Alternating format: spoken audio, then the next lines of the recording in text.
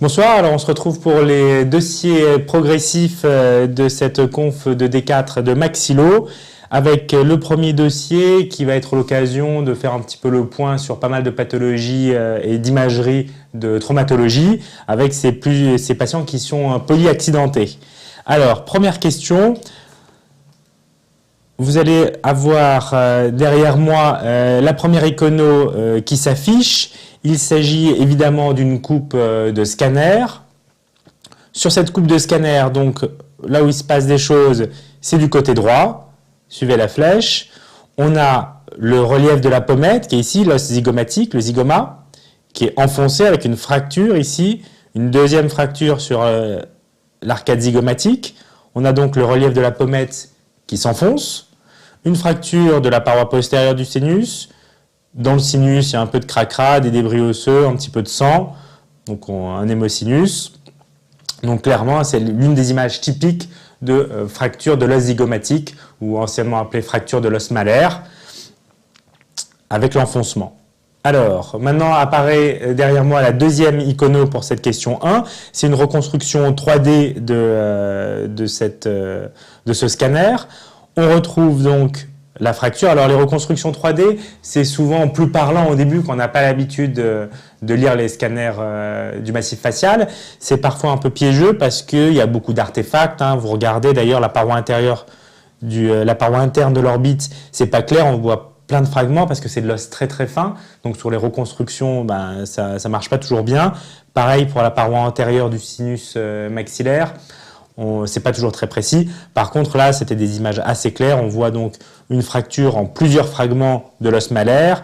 Ici, avec les deux traits qu'on voit sur le corps de l'os malaire et de l'arcade zygomatique. Ce relief ici, qui est le relief qu'on voit ici, c'est l'un des piliers de l'os zygomatique. C'est l'apophyse frontale de l'os malaire, ou l'apophyse frontozygomatique. Donc tout ça c'est fracturé donc à de multiples endroits. Les réponses à la question 1 étaient relativement simples, il fallait répondre C et E.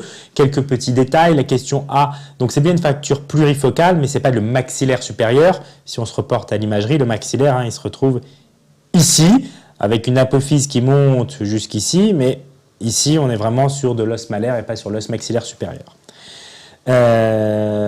L'hémosinus, on l'a vu sur la première image, et la fracture du zygoma droit, c'était tout simplement le diagnostic. La réponse D, fracture de l'arcade zygomatique à gauche, bon, c'était pas le bon côté, donc ça c'était évident.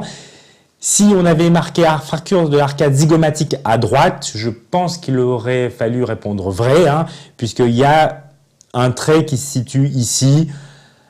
C'est l'arcade zygomatique, même si ça ne correspond pas à l'entité clinique qu'on appelle fracture isolée de l'arcade zygomatique, où c'est vraiment l'arcade seule ici qui est pliée et pas le corps de l'os malaire. Mais quand on a une fracture de l'os malaire enfoncé, eh bien, il y a cette partie-là qui est cassée aussi. Donc éventuellement, il aurait fallu répondre vrai si jamais on vous avait proposé le côté droit. Ça aurait été peut-être un petit peu piégeux. Là, au moins, c'était plus facile. Il fallait répondre faux. On poursuit avec la question numéro 2 sur les signes cliniques. Réponse bonne à cocher étaient les réponses A, C et E.